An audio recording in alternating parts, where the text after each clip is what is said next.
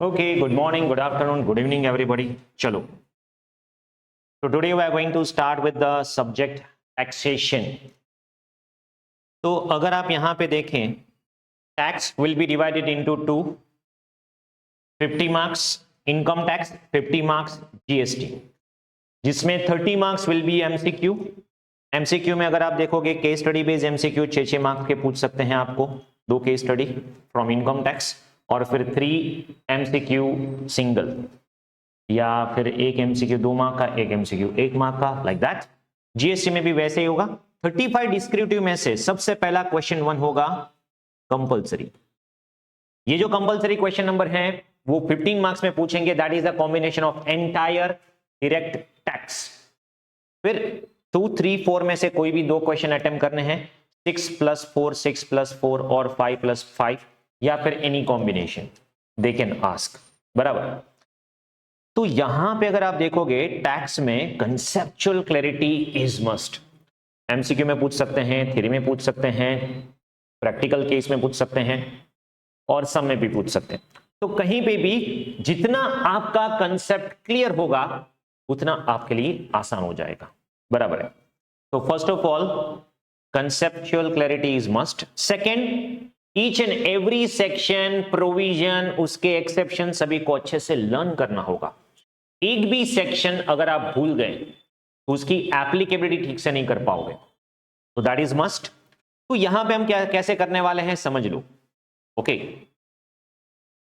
एक तो theory concept देंगे हम डेप्थ में कि ये कंसेप्ट कैसे आया और थ्योरी समझा के, फिर उसको हम इलस्ट्रेशन से समझाएंगे सॉल्यूशन के साथ, जो आपके मटेरियल में भी होगा और सॉल्यूशन ऑलरेडी होगा, जिससे आपको पता चले okay how I am going to give the answer. फिर क्लास वर्क में हम कुछ अनसॉल्व क्वेश्चन को सॉल्व करेंगे और फिर होम असाइनमेंट होगा, वो भी अनसॉल्व.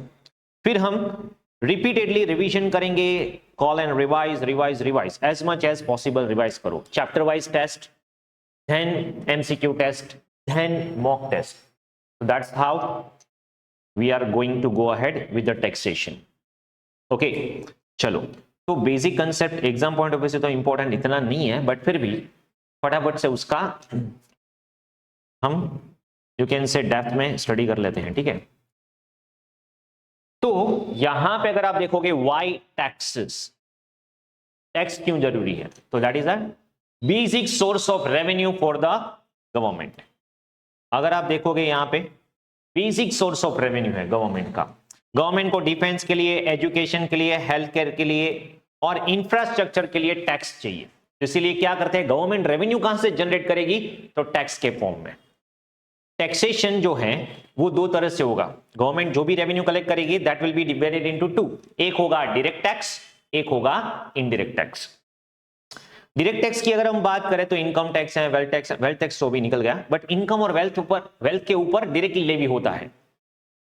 डायरेक्ट टैक्स किस पे लेवी होगा, it is levied on income of person. जबकि इनडायरेक्ट टैक्स किस पे लेवी होगा, प्राइस ऑफ गुड्स और सर्विसेज. ये टैक्स पेयर पे डायरेक्टली इंपोज होता है और टैक्स पेयर को खुद ही गवर्नमेंट को पे करना होता है. जबकि ये इसमें टैक्स पेयर मीडियम है. मीडियम मतलब एक चैनल है. अल्टीमेटली टैक्स प्रोडक्ट और जो भी कंज्यूमर प्रोडक्ट और सर्विसेज कंज्यूम करते हैं या यूज करते हैं उसको टैक्स लगेगा. तो उससे टैक्स कलेक्ट ट्रेडर करेंगे, टैक्स पेयर करेंगे और गवर्नमेंट को देंगे. तो स्टार्टिंग फ्रॉम मैन्युफैक्चरर, प्रोडक्ट कौन बनाता है, मैन्युफैक्चरर.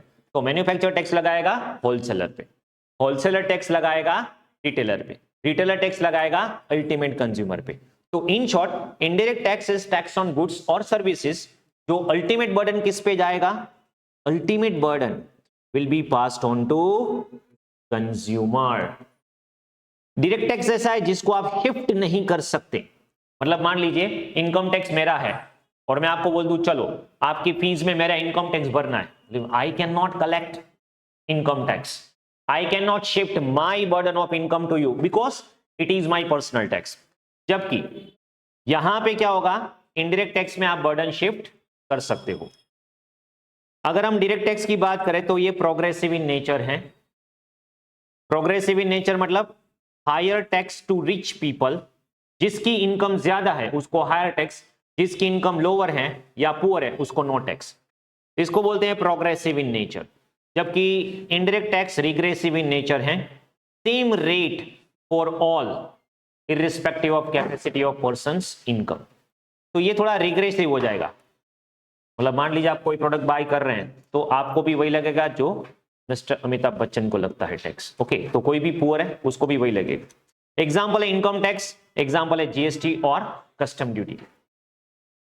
अब देखो किसी भी टैक्स को लेवी करने के लिए, किसी भी टैक्स को लेवी करने के लिए देयर विल बी बैकग्राउंड, मतलब गवर्नमेंट को रूल्स रेगुलेशन बनाने के लिए पावर किसने दिया है? Constitutional authority. तो कॉन्स्टिट्यूशन ऑफ इंडिया, भारत का जो संविधान है वो गवर्नमेंट को पावर देता है, और उसमें एक पावर है आर्टिकल 265। जैसे एक्ट में सेक्शन होती है वैसे यहां पे आर्टिकल 265, जिसमें क्या लिखा होगा?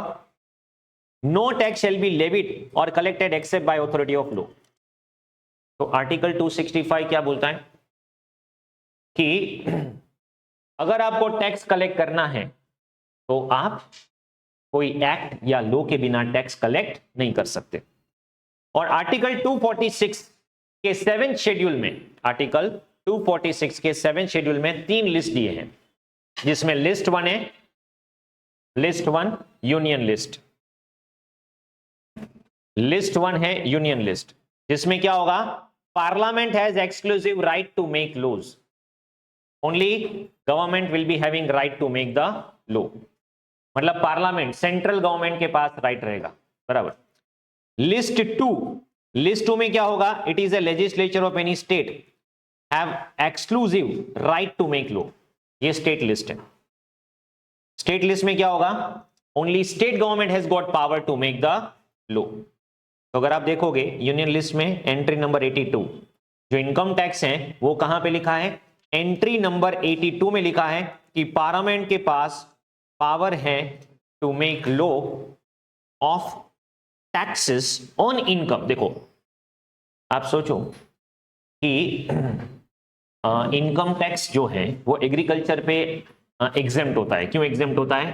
क्योंकि एंट्री नंबर 82 में ही बोला गया है पार्लियामेंट को कि आप tax on income, tax on income लगा सकते हैं, बट उसी इनकम पे लगा सकते हैं अदर देन एग्री। एग्री पे आप टैक्स चार्ज नहीं कर सकते। मतलब ये एग्री पे जो भी टैक्स आएगा वो कौन लगाएगा? स्टेट गवर्नमेंट, अगर लगाना है तो। फिलहाल तो एग्री पे कोई टैक्स होता नहीं। हाँ, indirectly how rules are there, जिसमें इनडायरेक्टली वो कैसे एग्री पे टैक्स चार्ज करते हैं वो हम बाद में देखेंगे। मतलब चैप्टर नंबर 1 का यूनिट नंबर 2 एग्रीकल्चर इनकम, उसमें हम देखेंगे। तो एंट्री नंबर 82 क्या है? लिस्ट 1, लिस्ट 1 में आएगा पार्लियामेंट के पास राइट है, union list. Okay, state list में क्या होगा? जो अर्लियर वेट थे वो सब स्टेट लिस्ट में थे, only state government can make the loss. फिर बोथ, ये कंकरेंट लिस्ट है। देखो ये है यूनियन लिस्ट, ये है स्टेट लिस्ट, और ये है कंकरेंट लिस्ट। कंकरेंट लिस्ट मतलब दोनों के पास पावर है, मिलके एक्ट बनाएंगे, लॉ बनाएंगे। जैसे 3 लिस्ट दिए गए हैं किसमें? Schedule number 7 to article number 246 of constitution of India. अभी देखो अगर हम बात करें इनकम टैक्स एक्ट और इनकम टैक्स लॉ की, तो जब मैं बोलता हूं एक्ट मतलब सिर्फ ये एक्ट ही काउंट होगा, income tax act 1961 only. Okay, सिर्फ हम क्या काउंट करेंगे? Income tax act 1961। बट जब मैं बोलता हूं टैक्स लॉस, तो टैक्स लॉ के कंपोनेंट में क्या आ जाएगा? एक्ट। फिर एवरी ईयर एक्ट में अमेंडमेंट कौन लाता है? Who brings amendment to the act? Annual finance act every year 1 फरवरी को आता है। Okay, annual finance act. फिर इनकम टैक्स रूल्स हैं, सर्कुलर्स हैं, नोटिफिकेशंस हैं, कैश लॉज हैं, ये सब मिलके इनकम टैक्स लॉ बनता है। तो अगर आपको इनकम टैक्स की प्रैक्टिस करनी है तो आपको सिर्फ एक्ट पता नहीं होना चाहिए, आपको उसके रूल्स रेगुलेशन, उसके tax rate, current tax rate, क्या क्या सर्कुलर्स इश्यू किए हैं, नोटिफिकेशन इश्यू किए हैं, वो सब पता होने चाहिए। तो सबसे पहले बेस्ड आएगा इनकम टैक्स एक्ट 1961, उससे पहले था 1922, उससे पहले मतलब बहुत सारे एक्ट हैं, but after independent India income tax act आया 1961, और आगे पता चल जाएगा कि अभी 2025 एक्ट आने वाला है कि नहीं। Okay, very soon. तो टोटल इस एक्ट में 298 सेक्शंस हैं और 14 शेड्यूल्स हैं, जिसमें आपको टोटल इनकम कैसे डिटरमाइन करते हैं, टैक्स लायबिलिटी क्या होती है, असेसमेंट की प्रोसीजर क्या होगी, पेनल्टी प्रोसिक्यूशन क्या होगी, ये सब आपको एक्ट में लिखा होगा। अभी देखिए स्टार्टिंग में इनिशियली थोड़ी थियरी करते हैं, बाद में मैं प्रैक्टिकल पे आ जाऊंगा, डोंट वरी। ओके, थोड़ा बेस ले लेते हैं यहां पे। किसी भी एक्ट में, now see I very well know that you all know this things, basics things आपको पता है, बट फिर भी हम फटाफट से रिफ्रेश कर लेते हैं, ठीक है। सबसे पहले सेक्शन, इनकम टैक्स मतलब कोई भी एक्ट हो उसमें सेक्शन आएगा, क्योंकि पूरा एक्ट में आपको क्या करेगा, सेक्शन में डिवाइड करोगे। तो section will be containing subsection, close, सब क्लोज। तो इसको हम लिखते कैसे हैं या पढ़ते कैसे हैं, कोई भी सेक्शन लिखा है, ओके, मान लीजिए 5 इंटू ब्रैकेट 1 लिखा है, 5 इंटू ब्रैकेट 2 लिखा है, तो आप उसको पढ़ोगे कैसे? तो देखो, या तो वो सब सेक्शन हो सकता है या तो क्लोज हो सकता है। अभी सेक्शन 5 के अंडर में सब सेक्शन है, तो हम कैसे पढ़ेंगे, subsection 1 to section 5 of income tax act 1961, this is how we read. 5 into bracket 1 कर दिया आपने, वो बराबर है, बट वो है क्या, तो सबसेक्शन है। तो सर सबसेक्शन और क्लोज में क्या डिफरेंस है? देखो, क्लोज होगी ना, कोई भी एक्ट की सेक्शन 1 जो है वो एप्लीकेबिलिटी के बारे में बताएंगी, कोई भी एक्ट की नॉर्मली सेक्शन 2 डेफिनेशन होगी, फिर 3 ऑनवर्ड्स नॉर्मल प्रोविजन शुरू होती है, बराबर। तो सेक्शन 2 में हम डेफिनेशन देंगे। अभी क्या है, इस एक्ट में हम जो जो टर्म्स यूज करने वाले हैं वो सारी टर्म्स की डेफिनेशन आपको दी गई होगी सेक्शन 2 की क्लोज में। तो सर ये क्लोज क्यों? देखो, कोई भी सेक्शन है उसके बाजू में अगर क्लोज लिखा है, उसका मतलब ये है, क्लोज का मतलब ये है एक क्लोज, एक ही सेक्शन की एक क्लोज उसी सेक्शन की दूसरी क्लोज से रिलेटेड नहीं है। जब आप बोलोगे ना क्लोज, तो क्लोज एक दूसरे से रिलेटेड नहीं है। इसीलिए अगर आप देखोगे ना, हर एक एक्ट की सेक्शन 2 है, उसके अंडर में मान लीजिए 2 1 2 2 2 3 2 4 2 5, वो क्या लिखा होगा, क्लोज। जैसे अगर आप देखोगे clause 7 to section 2, clause 7 to section 2, तो यहां पे अगर आप देखोगे ये clause 9 to section 2, clause 7 to section 2 क्या है, एसएससी। समझ में आ रहा है? क्लोज 9 टू सेक्शन 2 क्या है, असेसमेंट ईयर।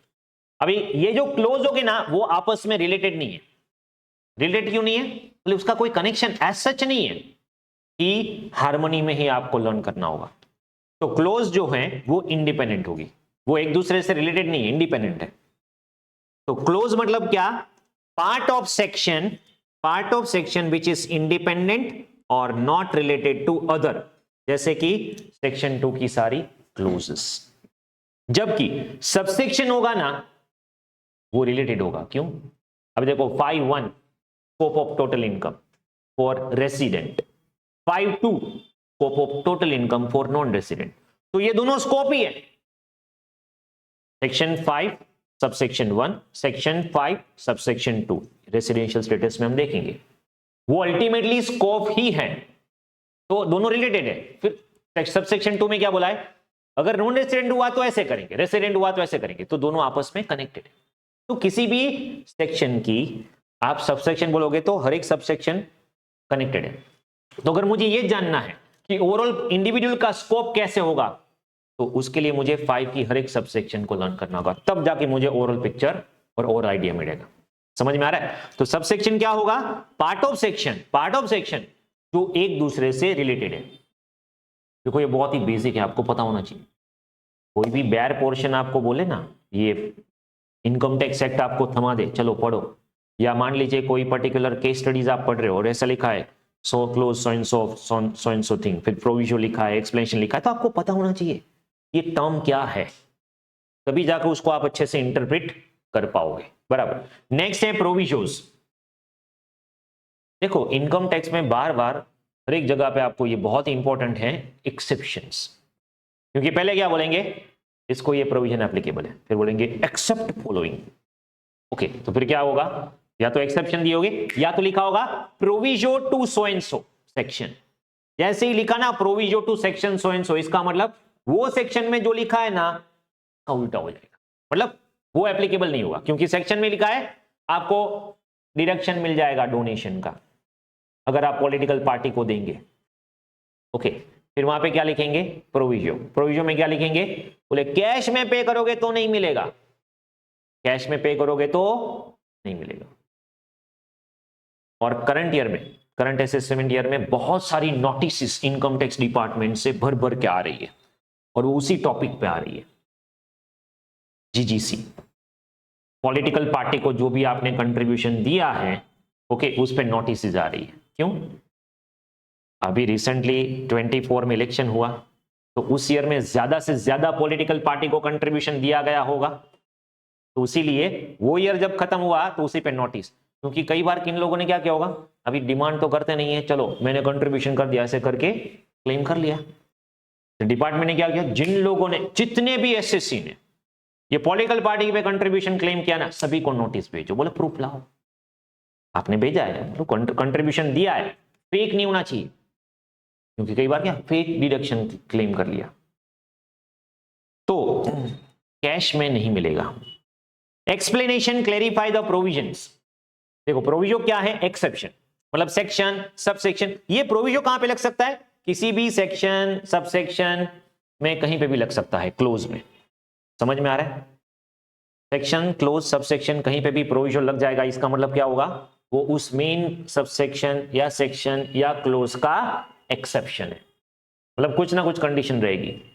और एक्सप्लेनेशन मतलब इट गिव्स फर्दर क्लैरिफिकेशन। कई बार क्या होगा, प्रोविजन लिखा है तो उसमें समझ नहीं आ रहा है, अच्छे से इंटरप्रिटेशन नहीं हो रहा है, तो एक्सप्लेनेशन देके वो इंटरप्रेट करेंगे कि इसमें हम ये कहना चाहते हैं, इसका मीनिंग ये है, तो मीनिंग देते तो सेक्शन 2 में दे देते। अभी सेक्शन 2 तो कब का, 1961 में बन गया, अभी कोई नया प्रोविजन लेके आओगे तो क्या करेंगे, उसी प्रोविजन के नीचे एक्सप्लेनेशन करके समझा देंगे। तो ये है एक्ट, समझ में आ रहा है। दूसरा, ये एक्ट में एवरी ईयर अमेंडमेंट कौन लाता है, फिनांस एक्ट, क्योंकि एक्ट तो बना 61 में, तो एवरी ईयर अगर आप देखोगे finance act brings the amendment.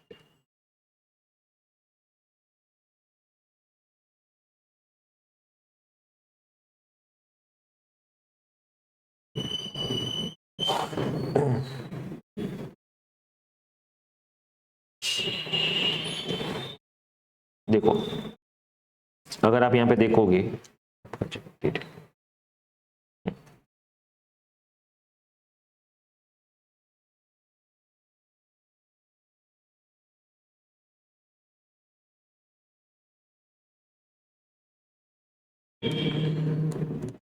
Finance act brings amendment to income tax every year। बराबर है, तो एवरी ईयर क्या होगा पता है, 1 फरवरी में बजट आएगा। बट अभी जो हमारा असेसमेंट ईयर है, ओके, हमारा असेसमेंट ईयर है, उसमें दो बजट आएंगे। क्यों, देखो it is a year of election. Election के ईयर में बहुत ही प्रॉब्लम ये होता है, हमारा पहले तो असेसमेंट ईयर कौन सा एप्लीकेबल है, तो 25-26, मतलब उसका फाइनेंशियल ईयर कौन सा होगा, 24-25। ये क्या है अभी मैं आपको समझाता हूँ, ठीक है। फाइनेंशियल ईयर 24-25, उसमें बजट आएगा 1 फरवरी 2024। और आपके सिलेबस के लिए मैं बता दूं आपको, अभी जो 1 फरवरी आज 25 में जो बजट आने वाला है, that is not applicable to you.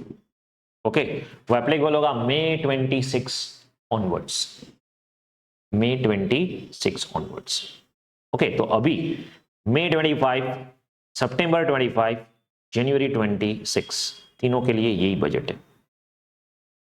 Election का ईयर होता है 2019, 24, 29, 5 ईयर्स पे इलेक्शन आते हैं। तो जिस इलेक्शन का ईयर होता है उसमें क्या इलेक्शन होगा अप्रैल मई के दौरान। तो एग्जैक्टली इलेक्शन के पहले अगर आप बजट, पूरा बजट बनाओगे तो आप तो ऐसा ही बजट बनाओगे ना जो लोगों के फायदे के लिए हो। अभी रिसेंटली आपने अच्छा बजट बना दिया और सारे बेनिफिट दे दिए तो लोगों को क्या लगेगा, ये गवर्नमेंट बहुत अच्छी है, 4 साल में जो भी किया छोड़ो।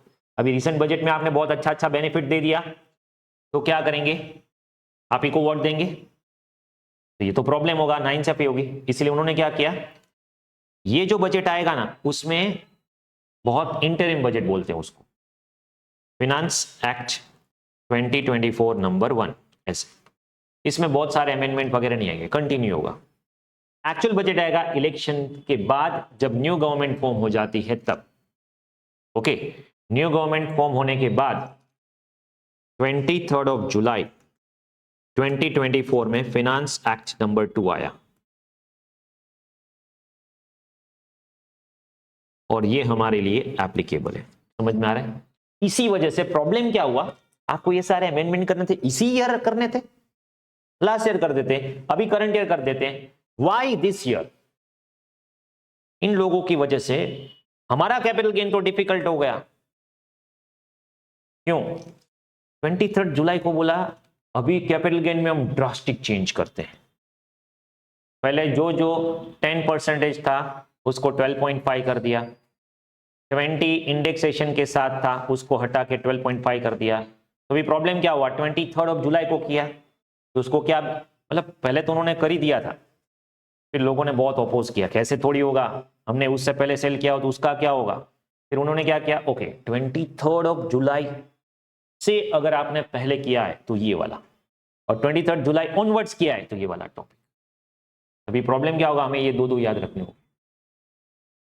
ओके हाँ, तो ये जो बजट आया 23 जुलाई 2024 फिनांस एक्ट 2024, उसके 4 पार्ट हो गए। Okay 4 part. पार्ट नंबर 1, ये पार्ट नंबर 1 में क्या होने वाला है, तो पार्ट नंबर 1 में tax rate for assessment year. Okay, ये जुलाई आएगा तो उसमें आप रिटर्न कौन सा फाइल करोगे, वैसे तो फरवरी में ही बजट आ जाएगा और फरवरी में जो बजट आएगा उसमें आप उसके बाद रिटर्न कौन सा फाइल करोगे, बोले 23-24 फाइनेंशियल ईयर होगा और 24-25 असेसमेंट ईयर होगा, उसका टैक्स रेट। पार्ट 2 में क्या होगा, तो बोले पार्ट 2 में अभी देखो टीडीएस रेट्स। ये टीडीएस क्या है, tax deducted at source. TDS क्या है, tax deducted at source. Now you very well know the concept of TDS, बराबर। टैक्स डिडक्टेड एट सोर्स क्या होता है, मान लीजिए आपने कोई पेमेंट किया और वो पेमेंट टीडीएस की जो भी लिमिट है उससे ज्यादा किया तो आपको क्या करना होगा, टीडीएस काट देना होगा किसी भी पर्सन का, मतलब जो पेयर है, ओके वो पे का टीडीएस काट देगा। मतलब मान लीजिए आपने फीस पे की, प्रोफेशनल फीस 50,000 की, तो आप क्या करोगे, इसमें से 10% टैक्स काट के ही पेमेंट करोगे और वो टैक्स गवर्नमेंट को चला जाएगा आपके बिहार पे, ठीक है। उसका आप बाद में रिटर्न में क्लेम कर सकते हो, बाकी उसका सेपरेट टीडीएस का चैप्टर आएगा, मैं डिटेल में आपको समझा दूंगा, डोंट वरी। तो ये है टीडीएस रेट्स। अभी टीडीएस रेट्स किसके हो गए, फाइनेंशियल ईयर 24-25 के। क्यों फाइनेंशियल ईयर 24-25 के टीडीएस रेट्स हो गए, बोले अभी 24 में बजट आया तो उसके बाद कौन सा ईयर है, फाइनेंशियल ईयर 24-25, तो उसमें क्या क्या टीडीएस रहेंगे तो आपको बता देंगे। फिर पार्ट 3 में टैक्स रेट रहेंगे असेसमेंट ईयर 25-26 के। अभी देखो टीडीएस है, वैसे एडवांस टैक्स का भी एक कंसेप्ट है कि लोगों को एडवांस टैक्स भरना होगा करंट ईयर का, तो वो टैक्स कैलकुलेट कैसे करेंगे, तो उसका रेट आपको पता होना चाहिए, तो पार्ट 3 में वो दे देंगे। और पार्ट 4 में रूल्स रिगार्डिंग एग्रीकल्चर इनकम कैसे कैलकुलेट करेंगे, तो ये 4 पार्ट है। अभी देखो जैसे ही ये पार्ट नेक्स्ट बजट आएगा उसमें क्या हो जाएगा, ये part 3 becomes part 1 for the next year, क्योंकि असेसमेंट है 25-26 तो हो गया। अभी देखो आज जो बजट आएगा 1 फरवरी 2025, तो उसमें क्या होगा, तो बोले ऑलरेडी हमें ये असेसमेंट ईयर 25-26 के रेट तो पता ही है, समझ में आ रहा है। तो व्हाट अबाउट, अभी देखो मान लीजिए आज फरवरी 25 है, बराबर है, एक्चुअली आज है, ठीक है, कोइंसिडेंटली। तो अगर आप देखोगे तो क्या होगा, आज जो बजट आएगा उसमें टीडीएस रेट्स आपको मिलेंगे। किसके मिलेंगे टीडीएस रेट्स, तो बोले अभी अभी आपका फाइनेंशियल ईयर 25-26 होगा, तो नेक्स्ट ईयर, नेक्स्ट कौन सा ईयर आएगा, 1 अप्रैल 25 टू 26 फाइनेंशियल ईयर। तो यहाँ पे फाइनेंशियल ईयर 25-26 के टीडीएस रेट पता होने चाहिए। मान लीजिए किसी ने अप्रैल में पेमेंट किया, अभी मार्च तक का तो कंफर्म हो गया, लास्ट बजट में मार्च तक का तो टीडीएस रेट आ गया। अभी नेक्स्ट फाइनेंशियल ईयर में, तो सर एवरी ईयर फरवरी में क्यों आता है, वो टाइम देते हैं कि आपको बीच में मार्च का एक पूरा मंथ मिलेगा, आप आपका जो भी सेटलमेंट करना है कर लो, फिर अप्रैल से आपको ये सब एप्लीकेबल हो जाएगा। तो अप्रैल से क्या होगा, अभी जो आज टीडीएस रेट्स आएंगे वो अप्रैल को एप्लीकेबल हो जाएगा।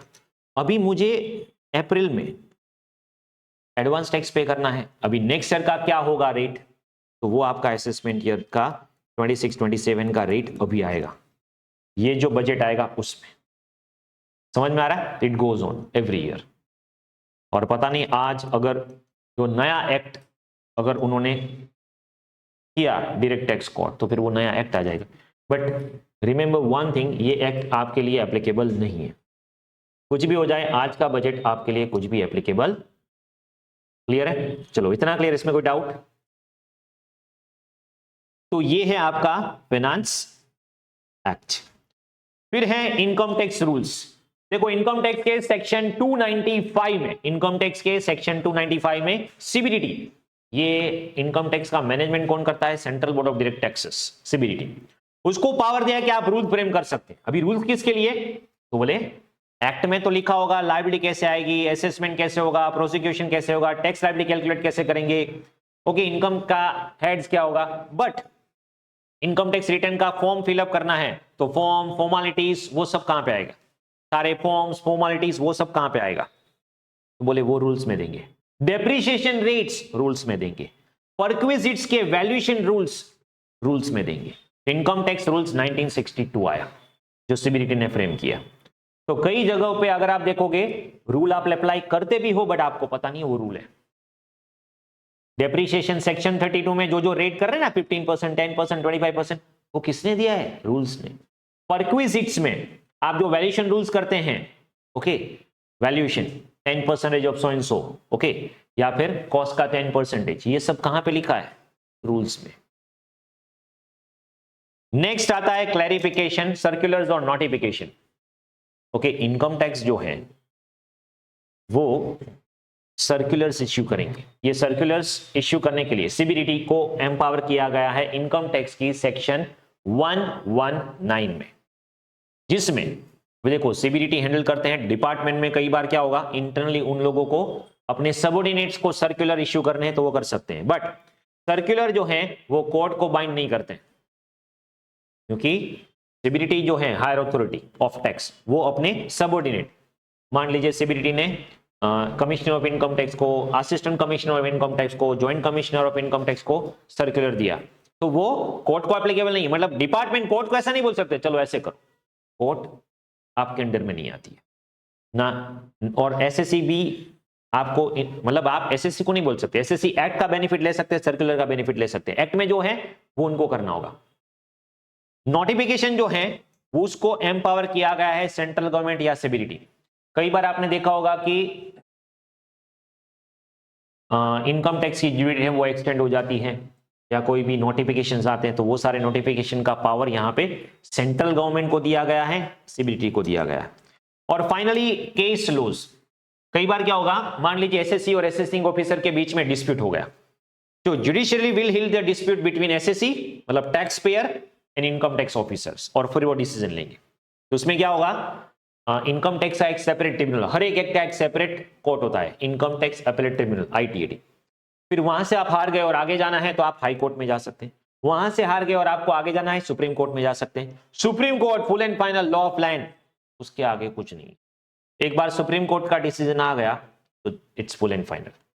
तो सर हमें ये हाई कोर्ट और सुप्रीम कोर्ट के जजमेंट क्यों करने हैं? पहली बात, ये हाई कोर्ट और सुप्रीम कोर्ट के जजमेंट सीए इंटर लेवल पे नहीं आने वाले, वो सीए फाइनल लेवल पे आएंगे, ठीक है। बट ये जजमेंट क्या है समझो। कई बार क्या होगा, मान लीजिए इनकम टैक्स की नोटिस आई और आपने ये देखा कि नोटिस मिली है, अभी आप गए कंसल्टेंट के पास, कंसल्टेंट देखा ये तो सिमिलर केस है जो लास्ट ईयर सुप्रीम कोर्ट ने डिसीजन दिया था, तो क्या अभी आप फिर से वो चैनल करोगे? नहीं, पहले आईटीटी में जाओगे, हाई कोर्ट में जाओगे, सुप्रीम, क्यों फालतू में खर्च करना?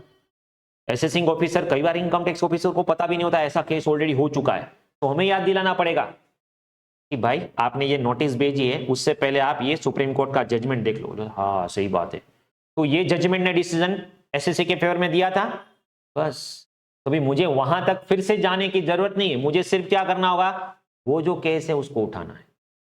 कई बार क्या होगा, ये नया एक्ट क्यों लाना चाहते हैं, उस यही प्रॉब्लम है, कितना सारा, अगर आप देखोगे 61 से लेके अब तक कितने सारे केसेस हैं। क्यों ये केस बन रहे हैं? क्योंकि इनकम टैक्स ऑफिसर उसको कुछ और इंटरप्रेट करता है, इनकम टैक्स और एसएससी जो है वो कुछ और इंटरप्रेट करता है, एम्बिगिटी है, तो फिर क्या होगा, डिस्प्यूट होगा, डिस्प्यूट होगा तो कोर्ट में जाएगी, फिर सुप्रीम कोर्ट आके बीच में बोलेगी इसका मतलब ये है, इसको सेक्शन को ऐसे इंटरप्रेट करते हैं।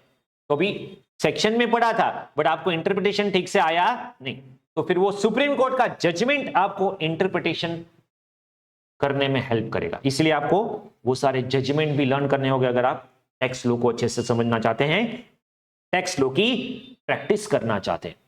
तो ओवरऑल अगर आपको टैक्स को समझना है, सिर्फ एक्ट से काम नहीं चलेगा, आपको क्या करना होगा, ये पूरे पांचों कंपोनेंट को लर्न करना होगा। ओके चलो नेक्स्ट, सेक्शन 4 चार्जिंग सेक्शन। अगर मैं चार्जिंग सेक्शन की बात करूं, हाँ तो सेक्शन 4 चार्जिंग सेक्शन, तो चार्जिंग सेक्शन की अगर मैं बात करूं, चार्जिंग सेक्शन मतलब इनकम टैक्स चार्ज कब होगा, किस पे होगा, कैसे होगा, ये बेस है। देखो 1 एप्लीकेबिलिटी, 2 डेफिनेशन। इनकम टैक्स में क्या हुआ, 3B डेफिनेशन।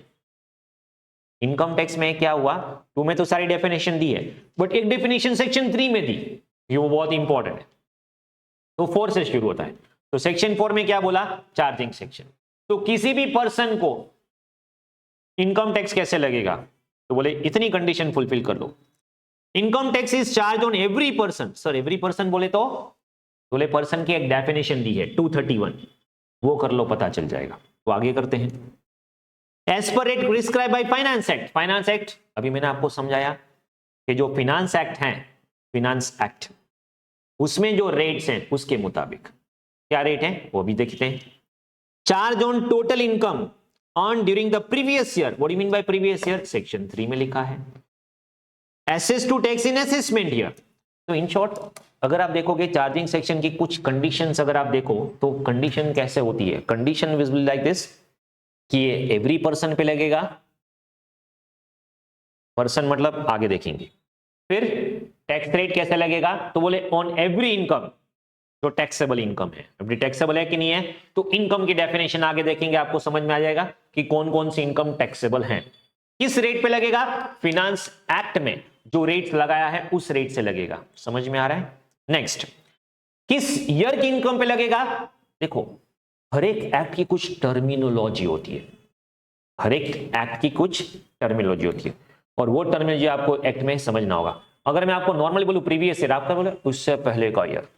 अब इनकम टैक्स में बोलोगे प्रीवियस ईयर मतलब करंट ईयर, या क्या बोलते हो, प्रीवियस ईयर मतलब करंट ईयर, प्रीवियस ईयर मतलब करंट फाइनेंशियल ईयर, तो फिर उसको प्रीवियस क्यों बोलते हैं, करंट ईयर बोलो, नहीं हमें प्रीवियस ही बोलना है। इसलिए बोलते हैं क्योंकि अगर आप यहां पे डेफिनेशन देखोगे प्रीवियस ईयर और असेसमेंट ईयर की, तो चलो पहले वो डेफिनेशन देख लेते हैं। असेसमेंट ईयर मतलब और प्रीवियस ईयर मतलब, ओके हमारा प्रीवियस ईयर क्या है, फाइनेंशियल ईयर 24-25, तो previous year means financial year immediately preceding the assessment year, इसीलिए उसको प्रीवियस बोलते हैं। क्यों, क्योंकि वो असेसमेंट का प्रीवियस है। और असेसमेंट ईयर क्यों बोलते हैं, असेसमेंट मतलब उसका असेसमेंट होगा उस ईयर में। देखो सिंपल बात है, अगर आप किसी भी पर्सन को टैक्स चार्ज करना चाहते हैं तो आप टैक्स चार्ज कैसे करोगे? या किसी भी पर्सन को आप होटल में गए, ओके, होटल में गए और आपको बिलिंग करना है, आप मंगाओ मसाला डोसा आने दो, बराबर, तो बोले चलो ये मसाला डोसा का 250 दो, खाना तो खत्म करने दो ऑब्वियसली।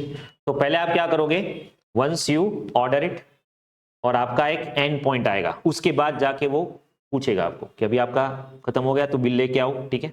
तो यहाँ पे इनकम टैक्स बिल लेके आएंगे, कैसे बिल लेके आएंगे, बोले इनकम ऑन की, चलो टैक्स लगाओ, ऐसे नहीं होगा।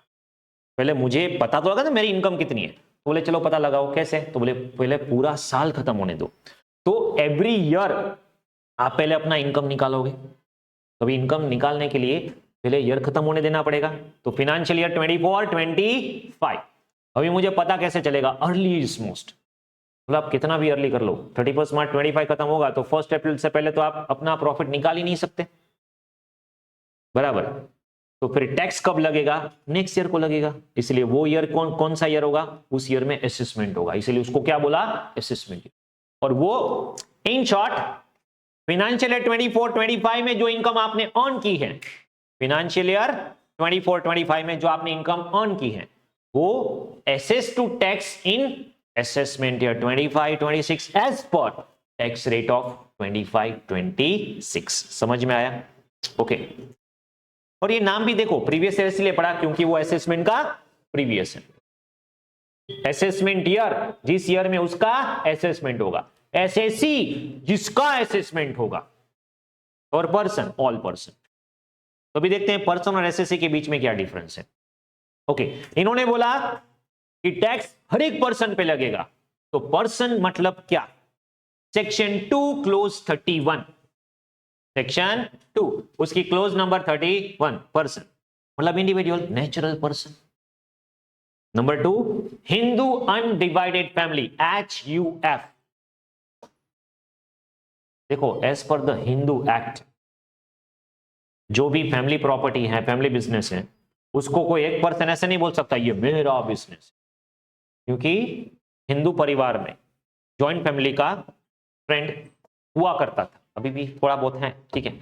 तो उसमें क्या होता है नॉर्मली कि फैमिली बिजनेस चलते हैं, जॉइंट फैमिलीज होती है और फैमिली बिजनेस करते हैं, तो कोई एक पर्सन ऐसा क्लेम नहीं करती मेरा बिजनेस है। तो इसलिए क्या होगा, जो इंडिविजुअल अपना खुद का बिजनेस कर रहे हैं, अपना खुद का अर्निंग कर रहे हैं, वो अपना खुद का रिटर्न एंड इंडिविजुअल फाइल करेगा, और जो जॉइंट फैमिली है उसको हमने सेपरेट पर्सन का इनकम टैक्स एक्ट ने स्टेटस दे दिया। बट कई लोग तो क्या करते हैं, उसको मिसयूज करते हैं। अब देखो ये कंसेप्ट किस लिए आया था कि पहले बहुत जॉइंट फैमिलीज हुआ करती थी, ओके। तभी अगर आप कंसेप्ट देखोगे ना, हस्बैंड वाइफ और 2 किड्स चिल्ड्रन है, बराबर 4 पर्सन, तो उसमें भी HUF बनाएंगे, क्यों? अभी अगर आप देखोगे ना, अर्न करने वाला क्या होगा, एक ही बंदा होगा, बराबर, बट वो करेगा क्या, क्योंकि पता है बेसिक एग्जामिशन है 250 और 3 लाख, एज द केस में भी 115 BSc या ऑप्ट आउट करोगे तो क्या बोलेगा, एक मैं इनकम मेरे नाम पे लूंगा 3 लाख का बेनिफिट मिल जाएगा, एक इनकम मेरी वाइफ के नाम लूंगा 3 लाख का बेनिफिट मिल जाएगा, और एक HUF बनाऊंगा 3 लाख का बेनिफिट मिल जाएगा, मतलब 9 लाख तक तो कोई टैक्स है नहीं। बट अभी क्या इनकम टैक्स ने बनाया है तो सब उसको एज ए टैक्स बेनिफिट के लिए लेते हैं। बट फैमिली बिजनेस में क्या होगा, हिंदू अनडिवाइडेड फैमिली है, उसने बिजनेस किया तो उसका एक सेपरेट स्टेटस होगा। अभी हिंदू अनडिवाइडेड फैमिली जो है, अभी देखो उसमें जैन भी आ जाएंगे, सिख भी आ जाएंगे, वो सब आ जाएंगे, ठीक है, सिर्फ हिंदू मतलब हिंदू नहीं। तो अगर जैन की भी फैमिली है तो वो भी HUF क्लेम कर सकते हैं, उसमें भी कोई प्रॉब्लम नहीं है। दूसरा, इंडिया में 2 तरह के हिंदू लॉ है, स्कूल ऑफ हिंदू लॉ। एक है दया भगा स्कूल ऑफ हिंदू लॉ, एक है मिताक्षरा, ये नाम याद रख लेना, ओके। दया भगा स्कूल में जो बिलीफ है वो सिर्फ 2 ही स्टेट में चलती है, वेस्ट बंगाल एंड आसाम। कहां पे चलती है, वेस्ट बंगाल एंड आसाम। एक्चुअली ये पूरे इंडिया में चलना चाहिए। आई believe Dayabhaga should be there all over India. तो मतलब majority of the family dispute वैसे ही झंझट खत्म हो जाएगी। क्यों बताता हूं मैं आपको। एक्चुअली मेजोरिटी इंडिया में मिताक्षरा चल रहा है। मिताक्षरा स्कूल क्या बिलीव करता है कि मान लीजिए कोई HUF ऑलरेडी है, मिस्टर ए, मिसिस ए, और उसके भी यू कैन से पेरेंट हैं, फिर ब्रदर सिस्टर्स हैं, और मान लीजिए एक नया किड बेबी बॉर्न हुआ फैमिली में, बराबर है, तो उसको बाय बर्थ राइट मिल जाता है। बाय बर्थ मतलब सोचो कि कोई पर्टिकुलर अंबानी फैमिली में जन्म लिया, बस बाय बर्थ उसको पूरा एम्पायर मिल गया। ओके, बाय बर्थ राइट मिलता है। ये है Mitakshara school of Hindu law. मान लीजिए HUF है तो उसमें जो भी बर्थ होता है बाय बर्थ उसको राइट मिलता है। तो इसलिए कई सारे लोग आ जाते हैं ना, मेरा भाग दे दो। ओके, क्या है, हाँ मतलब क्लेम कर लेते हैं, अभी पेरेंट अलाइव है, आप अपना हिस्सा मांगने आ जाते हो, नहीं चलेगा। एक्चुअली होना चाहिए वेस्ट बंगाल आसाम जैसा, बाय बर्थ कोई राइट मिलने वाला नहीं है। जब तक head of the family is alive तब तक किसी को राइट नहीं मिलेगा, उसी का राइट। हाँ, उसकी डेथ के बाद उसके जो लीगल हेयर हैं उसको राइट पास ऑन होता है। ये दो स्कूल ऑफ हिंदू लॉ याद रखना, दोनों में डिफरेंस क्या है। दया भगा कहां पे है, वेस्ट बंगाल और आसाम, जिसमें बाय बर्थ राइट मिलता नहीं है, bye death of the father children को राइट मिलेगा, बराबर है। और यहां पे कुछ अलग अलग टर्म है, लाइक हिंदू अनडिवाइडेड फैमिली ना, उसमें main head of the family को कर्ता बोला जाता है। कौन बोला जाता है, कर्ता ऑफ द फैमिली। और जैसे हम पार्टनरशिप फॉर्म में पार्टनर्स बोलते हैं, यहां पे बोलते हैं को पार्टनर, थोड़ी टर्म अलग अलग है, बराबर। नेक्स्ट है कंपनी। अभी हम क्या कर रहे हैं, पर्सन। पर्सन में अगर आप देखोगे सारे के सारे नेचुरल या आर्टिफिशियल कोई भी पर्सन आ जाएंगे। नेक्स्ट पर्सन है कंपनी। नेक्स्ट पर्सन क्या है, कंपनी। कंपनी में दो तरह की कंपनी है, एक डोमेस्टिक और एक फॉरेन। डोमेस्टिक कंपनी मतलब इंडियन कंपनी। इंडियन कंपनी मतलब जो इंडियन कंपनीज एक्ट 2013, 56 और कोई भी अर्लियर एक्ट में रजिस्टर्ड है और उन्होंने इंडिया में डिविडेंड डिक्लेयर करना चाहते हैं या उन्होंने अरेंजमेंट कर रखे हुए डोमेस्टिक कंपनी। उसके अलावा जो भी कंपनी है वो foreign company. Domestic company, foreign company. अब देखो नाम यहां पे जो हम टर्मिनोलॉजी यूज करेंगे ना वो क्या करेंगे, डोमेस्टिक। क्लियर है इतना। Next, form LLP, you very well know partnership firm under Partnership Firm Act 1932, limited liability partnership 2008 act के अंदर में LLP। AOP BOI, association of person, body of individuals. तो एसोसिएशन ऑफ पर्सन की अगर हम बात करें, ओके, एसोसिएशन ऑफ पर्सन की अगर हम बात करें तो नाम से ही पता चल जाएगा। अभी मुझे बताओ, यहां पे हमने 7 पर्सन किए, individual, HUF, company, form, AOP BOI, local authority. Local authority मतलब जो म्युनिसिपल कॉर्पोरेशन है, RMC, राजकोट म्युनिसिपल कॉर्पोरेशन। और आर्टिफिशियल जुरिडिक्शन पर्सन मतलब 6 में 9 आया वो सब आ जाएगा। जो भी ये पहले 6 पर्सन में कवर नहीं है वो सारे 7 पर्सन में आ जाएंगे, लाइक ट्रस्ट, ओके, टेम्पल, वो सब यहां पे आ जाएंगे। तो AOP BI मतलब देखो, there is a difference between person individual. क्या डिफरेंस है, पर्सन इंडिविजुअल सेम ही है, नहीं, इनकम टैक्स एक्ट की बात कर रहा हूं। पर्सन मतलब bigger term, all 7 person. Individual मतलब only 1 person. When I say person, all 7 person. When I say individual, one of the person, one of the 7 person. तो मैं आपको बोलूंगा बॉडी ऑफ इंडिविजुअल्स। देखो, बॉडी ऑफ इंडिविजुअल एसोसिएशन क्या होगा, association बना के कोई एसोसिएशन होगा वो ऑन करेगा, like for example plate owners association. Okay, तो बॉडी ऑफ इंडिविजुअल में क्या होगा, only and only natural person, individual members हो गए। Artificial person can not be member of BOI। जबकि AOP है उसमें कंपनी भी मेंबर हो सकती है, फॉर्म भी मेंबर हो सकती है, इंडिविजुअल भी मेंबर हो सकते हैं, HUF भी मेंबर हो सकते हैं। एसोसिएशन ऑफ पर्सन है उसमें नेचुरल और आर्टिफिशियल कोई भी मेंबर हो सकते हैं, बस इन दोनों में एक दो ही वही डिफरेंस है। समझ में आ रहा है। बॉडी ऑफ इंडिविजुअल में सिर्फ इंडिविजुअल्स, हम लोग जो नेचुरल पर्सन है वो मिलकर एक एसोसिएशन बनाएंगे, ओके। जबकि AOP है उसमें कंपनी भी मेंबर हो सकती है। तो ये है 7 पर्सन, समझ में आया। Next, SAC। SAC क्या है, any person who is liable to pay tax, any person who is liable to pay tax। देखो इन SAC मतलब क्या होगा, ये एक ऐसा पर्सन है जो टैक्स के लिए लायबल है या any other sum due under this particular act. तो अगर मुझे टैक्स लायबल है तो देखो हर एक पर्सन एसएससी नहीं हो सकते। पर्सन में अगर आप देखोगे 140 करोड़ तो इंडिविजुअल्स हैं इंडिया में, और ऐसी कितनी इनगणित मतलब कंपनीज देख लो, बहुत सारे हैं पर्सन। बट एसएससी कौन हो गए? बोले एसएससी कौन हो गए? जो पर्सन टैक्स के लिए लायबल है या उसको कोई सम ड्यू है, या पर्सन इन रिस्पेक्ट ऑफ हुम एनी प्रोसीडिंग्स इनिशिएटेड, या तो इनकम टैक्स डिपार्टमेंट ने आपके अगेंस्ट में कोई प्रोसीडिंग इनिशिएट की है तभी आप एसएससी माने जाओगे, या डीम्ड एसएससी। डीम्ड एसएससी मतलब देखो कई बार क्या होगा, मान लीजिए ट्रस्ट है, उसका रिटर्न है। अभी ट्रस्ट या कंपनी वगैरह है वो सब आर्टिफिशियल पर्सन है, अभी वो खुद तो साइन करेंगे नहीं, तो उसके भी पे साइन कौन करेगा? बोले ट्रस्ट में ट्रस्टी साइन करेगा। तो एक्चुअली ट्रस्ट एसएससी है तो ट्रस्ट का साइन कौन कर रहा है? ट्रस्टी, तो वो भी एसएससी हो जाएगा, डीम्ड एसएससी। फिर एसएससी इन डिफॉल्ट।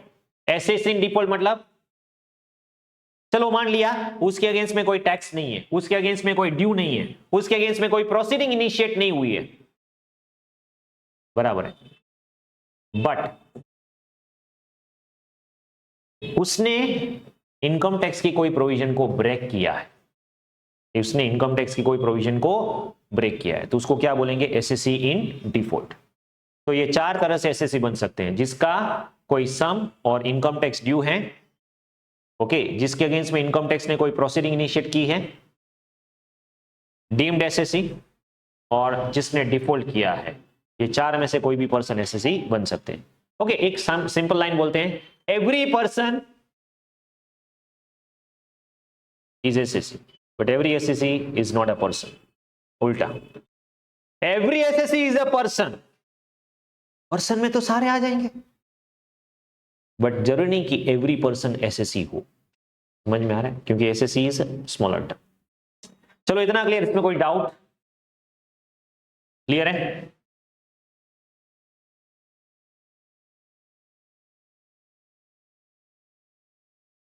तो अगर आप यहां पे देखोगे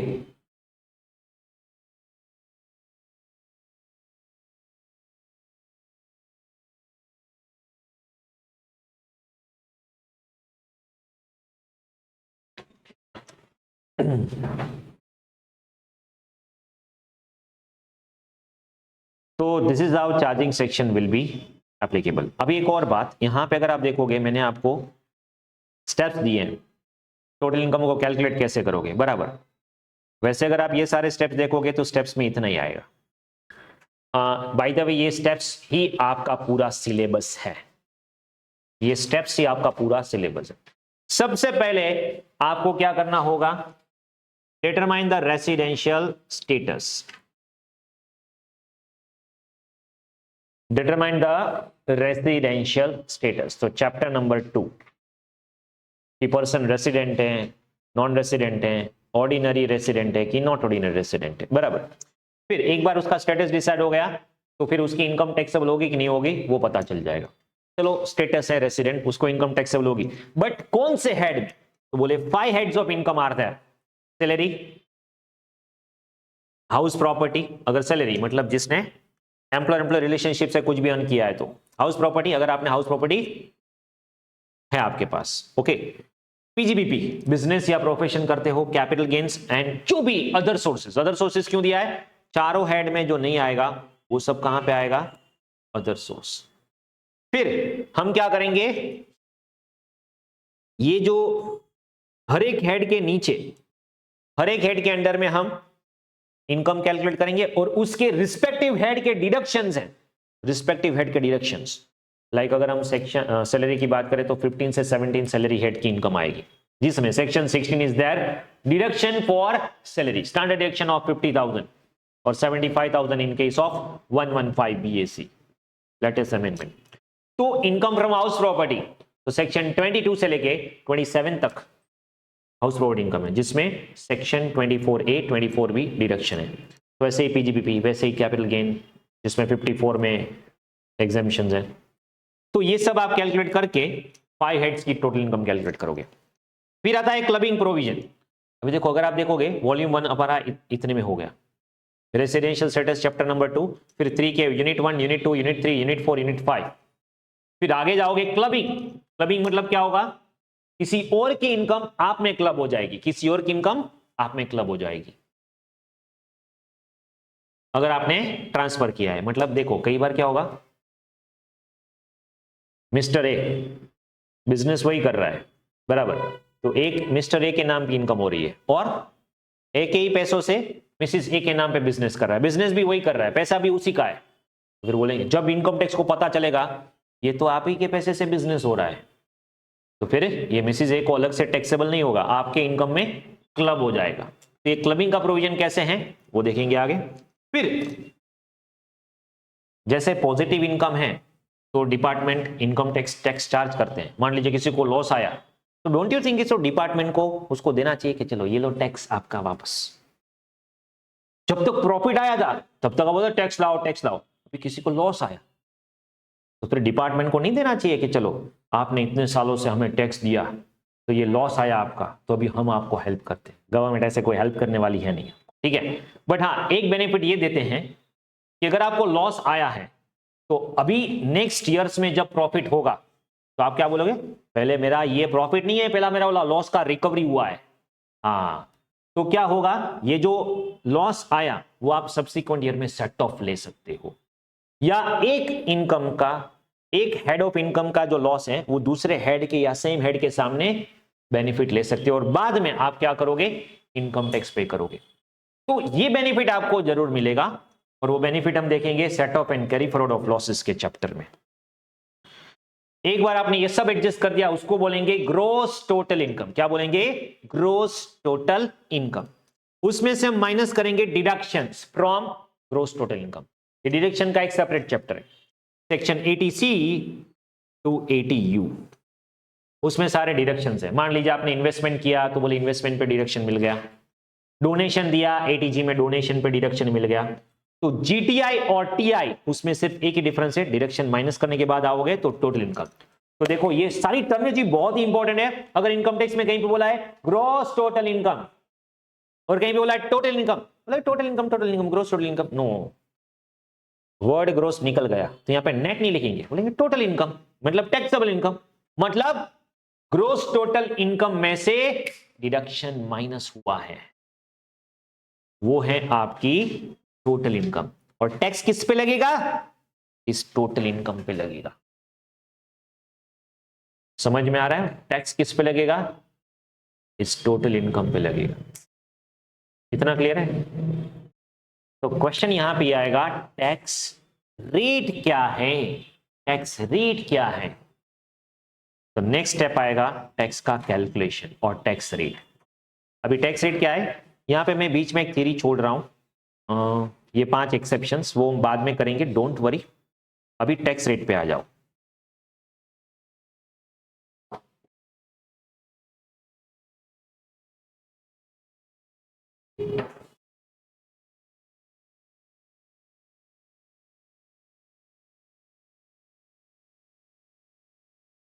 Okay, what are the tax rates? Before we go ahead with the tax rates, दो तरह के टैक्स रिजीम्स हैं, वो क्या है पहले आप ये समझ लो, that you very well know. Normally एक ही तरह के टैक्स रेट होते थे individual, HF, AOP, BOI, AJPs के लिए, और वो टैक्स रेट ये थे up to 250 no tax, 250 to 5, 5 to 10 और 10 अबो। वैसे देखोगे तो 2-3 सालों से इसमें कोई अपडेट हुए ही नहीं है। उन्होंने क्या किया, अभी देखो नॉर्मली जैसे हमने यहां पे किया कि इसमें आपको कई सारे डिडक्शंस बेनिफिट मिलेंगे और फिर आपकी टोटल इनकम होगी, उस पर टैक्स लगेगा। तो हर एक लोगों के लिए ये डिडक्शंस वगैरह नहीं होंगे। कुछ ऐसे डिडक्शन है, मतलब मान लीजिए कोई पर्सन ऐसा है जो ऐसे कोई सारे डिडक्शन क्लेम करता नहीं है, बोले मैं फालतू में वो सारे डिडक्शन तो क्लेम नहीं कर रहा हूं, तो मुझे कुछ कंसेशन और दो। बोले अगर आपको, हम आपको यहां पे एक कंडीशन देंगे, एक प्रोविजन आया 115 BAC, 115 section 115 BAC। Actually 115 BAC या 115 जो है उसमें BA वाले जो भी सारे हैं वो सब कंसेशनल रेट है। तो उन्होंने पहली बार इंट्रोड्यूस किया कंसेशनल रेट से और उसको ऑप्शनल बनाया। ये मेन था, उसको ऑप्शनल बनाया। और अगर आप वो ऑप्ट करते तो आपको कई सारे डिडक्शंस मिलते नहीं, तो आपको कई सारे डिडक्शन नहीं मिलते, लाइक ATC नहीं मिलता, जैसे कई सारे डिडक्शन या बेनिफिट नहीं मिलते। उसकी जगह पे आपका टैक्स रेट चेंज हो जाता, 3 लाख, 3 to 6, 6 to 9 ऐसे था, मतलब उससे पहले भी थोड़ा डिफरेंट था। फिर उनको नेक्स्ट बजट में ऐसा लगा कि इसी को डिफॉल्ट कर देते हैं। क्यों? क्योंकि पहले ये ऑप्शन ऑप्ट करना पड़ता था आपको, और जिस ईयर में फर्स्ट टाइम ये लॉन्च हुआ ना, उस टाइम में मेजॉरिटी ऑफ द पर्सन ने ये ऑप्ट किया ही नहीं, तो इतना सक्सेसफुल हुआ नहीं। तो उन्होंने क्या किया, इसी को डिफॉल्ट बनाते थे। तो फिर 115 BAC को डिफॉल्ट बना दिया, और अभी 115 BAC डिफॉल्ट। तो अगर आपको ऑप्शनल मतलब डिफॉल्ट नहीं करना है और डिडक्शन या बेनिफिट क्लेम करने हैं, तो आपको इसको ऑप्ट आउट करना पड़ेगा, ऑप्शन करना पड़ेगा। तो अभी आपका नॉर्मल जो है वो ऑप्शनल बन गया। पहले ये समझ में आ रहा है?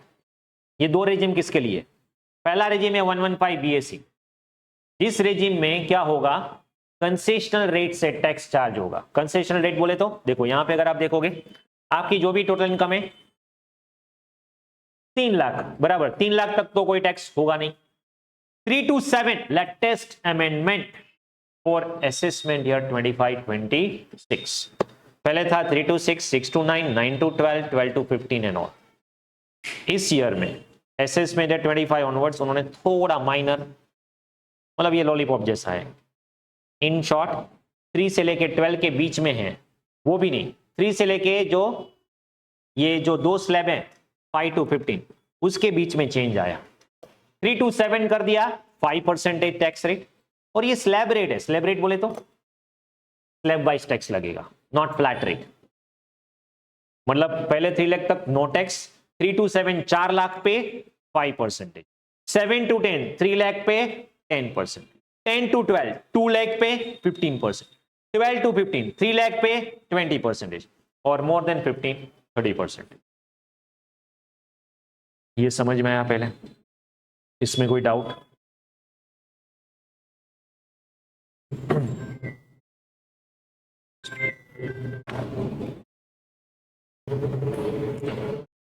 Okay, so if you consider our default tax regime under section 115 BAC, concessional rate,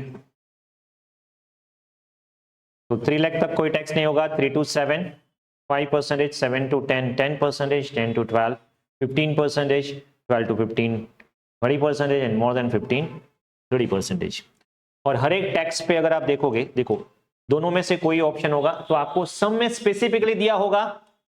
अगर कुछ नहीं दिया है तो डिफॉल्ट टैक्स रेजिम ये वाला होगा। If nothing is specified, this is the default tax regime. वरना कुछ क्वेश्चन में क्या बोलेंगे, ऑप्ट आउट और शिफ्ट आउट ऐसा लिखा होगा, ऑप्ट आउट और शिफ्ट आउट। तो फिर आपको क्या करना होगा, दूसरा रेट। समझ में आ रहा है? चलो एक इलस्ट्रेशन में आपको दिखाता हूं। आपके मटेरियल में इलस्ट्रेशन नंबर 2 पे आ जाओ। देखो मैंने यहां पे क्या किया है, कुछ इलस्ट्रेशन आपको कैलकुलेट करके दिए हुए हैं, और फिर लास्ट में हम कुछ इलस्ट्रेशन को सॉल्व करेंगे, बराबर है? चलो पहले हम क्या करेंगे, सॉल्यूशन के साथ करेंगे। तो भी आपको पहले कंसेप्ट फिर सॉल्यूशन के साथ आंसर। एक बार ये सब क्लियर हो गया तो अनसोल्व सम को भी यहां पे क्लास में सॉल्व करेंगे। ओके, तो इलस्ट्रेशन 2 पे आ जाओ। Mister A age 35, total income 12 lakh for previous year 24-25, comprising of income from house property or interest on fixed deposit. Compute the tax liability under default tax regime 115 BAC और optional tax regime अगर shift out किया है तो देखो default tax regime में क्या होगा, 3 लाख तक कोई टैक्स नहीं है, नील। 3 to 7 कितना बचेगा, गैप 4 लाख, उस पे 5% आएगा 20,000। कैल से पे करके देखना, ओके ठीक है, चेक कर लेना। फिर 7 से लेके 10 लाख तक 3 लाख पे 10% 30,000। फिर 10 to 12 हमें कहां तक जाना है, बस 12 तक ही आना था, तो 15%। तो टोटल टैक्स आया 80,000। और कोई भी टैक्स में आपको टैक्स किसी भी तरह का हो, डिफॉल्ट हो या फिर ऑप्शनल टैक्स हो, स्पेशल रेट हो या फ्लैट रेट हो, जो भी टोटल टैक्स लायबिलिटी आएगी, जो भी टोटल टैक्स लायबिलिटी आएगी, उस पे आपका हेल्थ एंड एजुकेशन सेस 4% लगाना। एक्चुअली क्या है, देखो गवर्नमेंट जो है, एज आई सेड, गवर्नमेंट की जो रेवेन्यू है टैक्स से आती है। अभी गवर्नमेंट क्या करना चाहती है, कुछ फंड जो है वो हेल्थ और एजुकेशन पे लगाना चाहती है। तो बोले क्या करेंगे, बोले इतना करोड़ हमें टैक्स आ रहा है, इतने 1000 करोड़ टैक्स आ रहा है या लैक्स ऑफ करोड़ टैक्स आ रहा है, तो बोले इसका 4% कितना होगा, इतना करोड़ आएगा, तो सीधा कहां पे चला जाएगा, एजुकेशन और हेल्थ के लिए, तो वही मिनिस्ट्री में उसको मिल जाएगा। तो इसलिए जो जो टैक्स आएगा सभी पे 4% कॉमन। कई बार ये स्टूडेंट भूल जाते हैं, टैक्स बोले तो 4% ऐड करना भूल जाते हैं, भूलना मत। ओके, तो ये जो भी टैक्स आया 80,000 उसमें आप 4% लगा दो, ये हो जाएगा आपका टोटल टैक्स। तो ये रेजिम क्लियर है, डिफॉल्ट टैक्स रेजिम। अमेंडमेंट आया है, yes, 3 to 6, 6 to 9, 9 to 12, 12 to 15, 3 lakh का बाइफर्केशन था, याद रखने में आसानी थी, बट फिर उन्होंने क्या किया, अभी ये जो 6 था वहां पे 7 कर दिया, 9 था वहां पे 10 कर दिया, बाकी सब एज इट इज रखा। तो 3 lakh, 3 to 7, 7 to 10, 10 to 12, 12 to 15, more than 15, that's it. Okay, अभी ऑप्शनल टैक्स रेजिम क्या है, ये नॉर्मल जो पहले से ही सदियों से चला आ रहा था टैक्स रेट, बराबर है। ये किसके लिए, individual, HUF, AOP, BOI, AJPs, resident या नॉन रेसिडेंट, सभी के लिए, रेसिडेंट या नॉन रेसिडेंट सभी के लिए। अप टू 250 इसको बोलते हैं basic exemption limit. Why we call that as a basic exemption limit, मतलब यहां तक कोई टैक्स नहीं है, इसलिए बेसिक एग्जेम्पशन मतलब नो टैक्स लिमिट, यहां तक कोई टैक्स नहीं है। किसको, इंडिविजुअल को, एचयूएफ को, एओपी, बीओआई, एजेपीज। तो सर पर्सन में थोड़े बाकी रह गए, कौन कौन, फॉर्म, फॉर्म को स्लैब रेट नहीं लगता, ये सब क्या है, स्लैब रेट। स्लैब रेट समझते हो, स्लैब बाय स्टेप टैक्स लगेगा, स्टेप बाय स्टेप टैक्स लगेगा। जबकि फॉर्म में क्या है, फ्लैट रेट, कंपनी में क्या है, फ्लैट रेट, मतलब उसमें कोई आपको बेसिक एग्जेम्पशन नहीं मिलेगा। फॉर्म में बोले तो बोले 30%, कंपनी में बोले तो 30%, 25%। ओके, तो 250 तक नो टैक्स, 250 to 1 मतलब more than 250 to 5, 5 to 10 more than 10, 5%, 20%, 30%। तो यहां पे अगर आप देखोगे यही 12 लाख का टैक्स अगर हम ऑप्शनल टैक्स रेजिम से जाते हैं तो क्या होगा, तो 250 पे नील, फिर 250 to 5, 2.5 लाख पे 5%, 12,500, 5 लाख टू 10 लाख, तो 5 लाख पे 20%, 1 लाख, और 10 लाख टू 12 लाख, 12 लाख तक टैक्स काउंट करना है, 172,500, उस पे 4% आप सेस लगा दो, हेल्थ एंड एजुकेशन सेस, तो टोटल टैक्स। तो सर इतना ज्यादा होगा तो फिर हम डिफॉल्ट ही करेंगे ना, बट अभी देखो हमने दोनों 12 लाख रखे हैं, पर अगर आप डिफॉल्ट करोगे ना तो आपको कुछ डिडक्शन एग्जेम्पशन नहीं मिलेंगे, तो वो इनकम ज्यादा आएगी। अभी के लिए हम सिर्फ टैक्स रेट प्रैक्टिस कर रहे हैं, दोनों में डिफरेंस क्या है वो मैंने आपको नहीं बताया, और वो हम बेसिक्स में जानेंगे भी नहीं। अगर आप यहां पे देखोगे तो अगर आपको डिफॉल्ट टैक्स रेजिम करना है तो काफी सारी कंडीशन फुलफिल करनी होगी, और हर एक हेड वाइज काफी सारे डिडक्शन एग्जेम्पशन होंगे जो आपको नहीं मिलेंगे। अभी हेड किया नहीं है, मैं आपको बोलूंगा ये डिडक्शन नहीं मिलेगा, वो डिडक्शन नहीं मिलेगा, मतलब मॉड्यूल में तो लिखा है, बट वो हम सारे हेड खत्म होने के बाद जब टोटल इनकम करेंगे वहां पे इन दोनों का डिफरेंस करेंगे कि क्या डिफरेंस है। हेड वाइज में लेते जाऊंगा कि हर एक हेड में कौन कौन से डिडक्शंस डिफॉल्ट टैक्स रेजिम में आपको मिलने वाले नहीं है। चलो पहले ये बेसिक रेट इंडिविजुअल के लिए क्लियर है, इसमें कोई डाउट? ओके,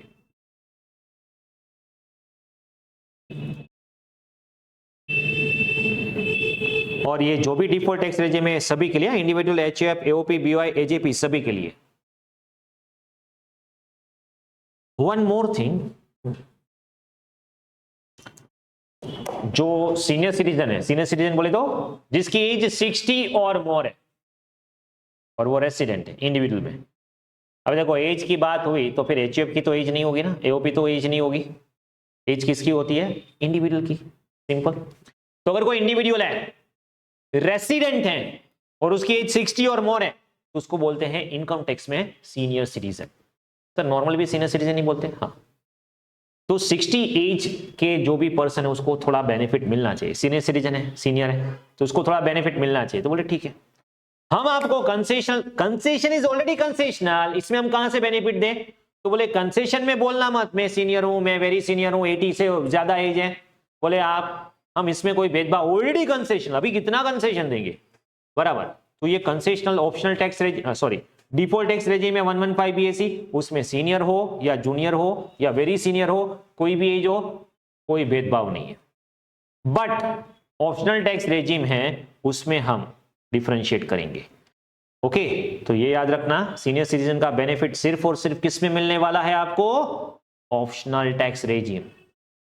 ये मैं बेसिक से शुरू से आपको दोनों का डिफरेंस बताते जाऊंगा, क्योंकि ये बहुत ही क्रूशियल है एमसीक्यू के लिए, केस स्टडी बेस्ड एमसीक्यू के लिए, practical, everywhere this is important. यहां से डिफॉल्ट का सीधा ऑप्शनल कर दिया, ऑप्शनल का डिफॉल्ट कर दिया, आपका एमसीक्यू का आंसर या पूरा आंसर चेंज हो सकता है। तो आपको हर एक चैप्टर में इसका डिफरेंस पता रहना चाहिए। समझ में आ रहा है? चलो, इसमें कोई doubt?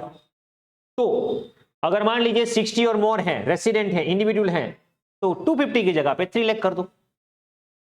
3 lakh, 3 to 5 lakh, 5 to 10, more than 10, normal rate थे वही, सिर्फ 250 का क्या हो गया? 3 लाख। समझ में आ रहा है? तो यही अगर 12 लाख आप सीनियर सिटीजन में करते तो क्या होता? यही सम ऑप्शनल टैक्स रेजिम में। ओके, यहां पे तो एज क्या लिखी है? 35, बट मान लीजिए अगर एज 61 होती तो ऑप्शनल टैक्स में कितना टैक्स आता? कैन यू टेल मी?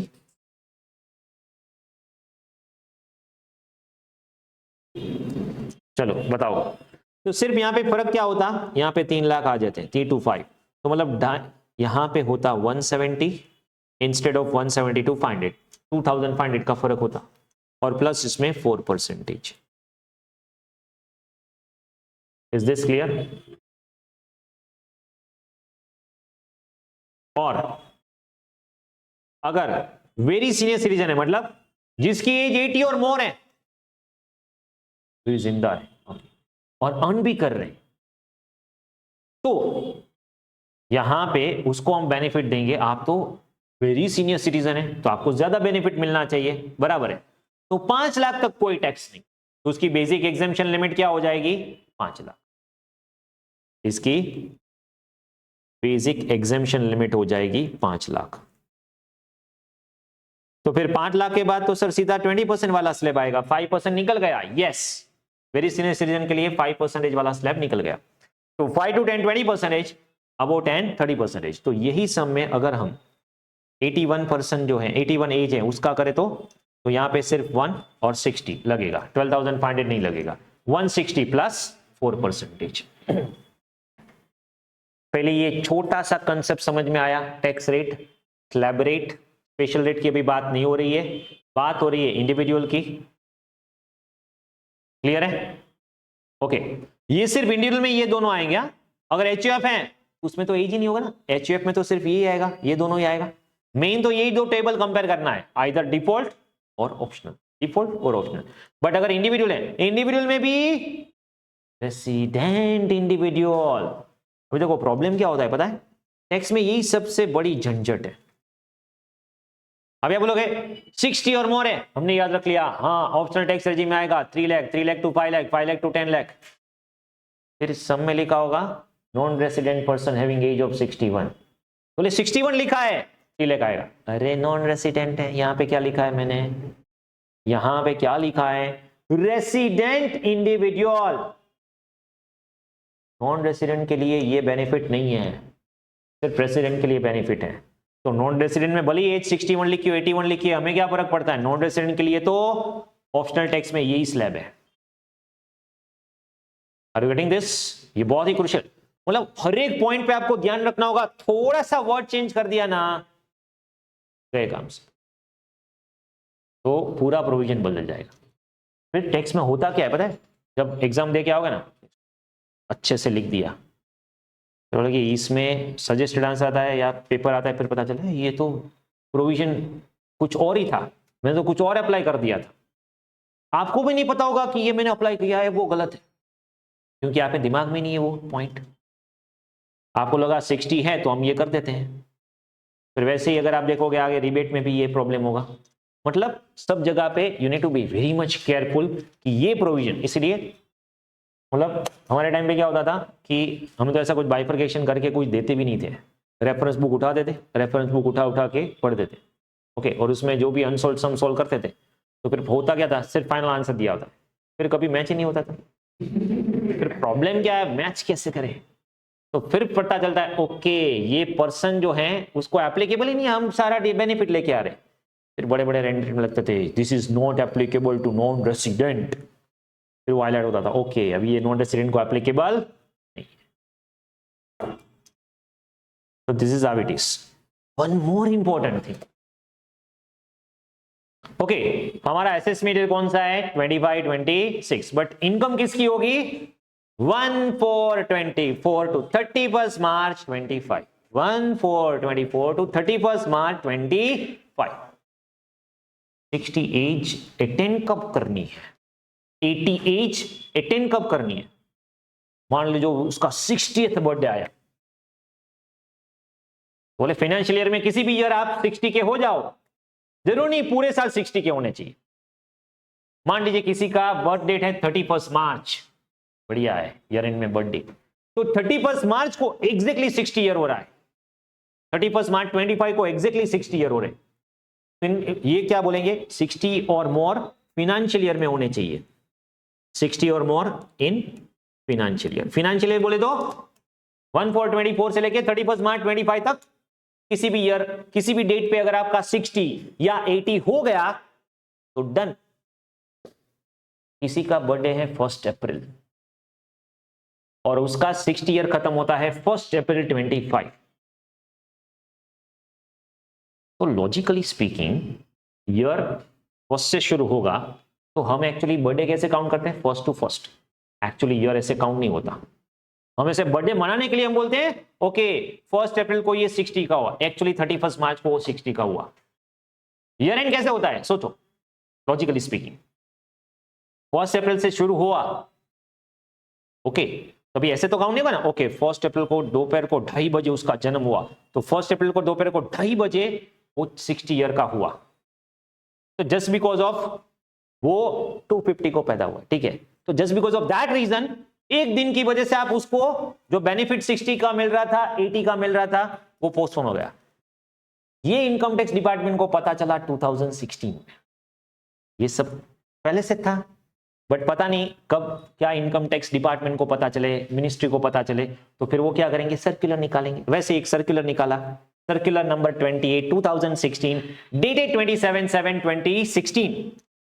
अगर कोई रेसिडेंट इंडिविजुअल का बर्थडे 60th बर्थडे या 80th बर्थडे 1 अप्रैल को फॉल होता है तो उसको हम ट्रीट करेंगे कि उसका 31 मार्च पे ही 60 या 80 खत्म हो गया।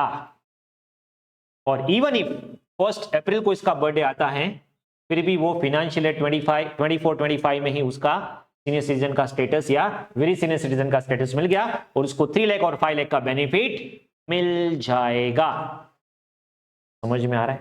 फिर आप बोलोगे सर 2 अप्रैल को अभी फिर छोड़ो, ठीक है, अभी फिर तो 3 अप्रैल 4 अप्रैल चलता रहेगा, सिर्फ 1 अप्रैल को जिसका बर्थडे आता है उसी को ये बेनिफिट मिलेगा 1 अप्रैल 25। मतलब देखो पूरे फाइनेंशियल ईयर में बर्थडे आ रहा है तो कोई प्रॉब्लम ही नहीं है, बट ईयर खत्म होने के बाद एक दिन की वजह से है तो just because of that day हम आपको बेनिफिट से वंचित नहीं करेंगे, आपको बेनिफिट मिलेगा, you are senior citizen for financial year. ऐसा सर्कुलर आया था 16 में, तब से वो अमेंडमेंट हो चुका है। समझ में आ रहा है? चलो इतना क्लियर, इसमें कोई डाउट? बात करते हैं next tax at special rate. Now see tax at special rate. देखो नॉर्मली सारी जो इनकम है एज आई सेड यहाँ पे 5 हेड्स में बाइफरकेट होगी, salary income, house property income, business या profession income, capital gain and other sources. वैसे तो ये हेड वाइज हम देख ही लेंगे बट क्योंकि आपके मॉड्यूल में भी दिया हुआ है तो यहाँ पे हम स्पेशल रेट की बात कर लेते हैं। कुछ रेट ऐसे हैं जो स्पेशल रेट से टैक्स होते हैं। स्पेशल रेट बोले तो फ्लैट रेट। ओके, इसमें आपको मतलब सारे में बेसिक एग्जामिशन का बेनिफिट नहीं मिलेगा, कुछ में बेनिफिट मिलेगा, कुछ में नहीं मिलेगा। अभी कहीं कहां पे मिलेगा वो बाद में देखते हैं। बट मान लीजिए आपने शेयर सिक्योरिटीज, इमोबल प्रॉपर्टी या कोई भी कैपिटल एसेट सेल किया और कैपिटल गेन हुआ। कैपिटल गेन में बहुत बड़ा अमेंडमेंट हुआ है, मैंने आपको पहले ही समझाया। ऑकवर्ड डेट 23 जुलाई क्यों आई है वो भी मैंने आपको लॉजिक समझा दिया, क्योंकि ये इलेक्शन, अगर ये इलेक्शन का ईयर नहीं होता और ये अमेंडमेंट आपने नॉन इलेक्शन ईयर में किया होता तो हमारे लिए अच्छा होता, स्टूडेंट्स के लिए। ओके, क्यों? क्योंकि आप करते कब से? 1 अप्रैल से। तो पूरे साल में हम वो ही याद रखना पड़ता ना कि 1 अप्रैल, मतलब करंट ईयर में तो वही चलेगा। अब यहां पे आपको क्या रखना पड़ेगा? 23 जुलाई ऑनवर्ड्स और 23 जुलाई से पहले। ओके, चलो। तो लॉन्ग टर्म कैपिटल गेन है।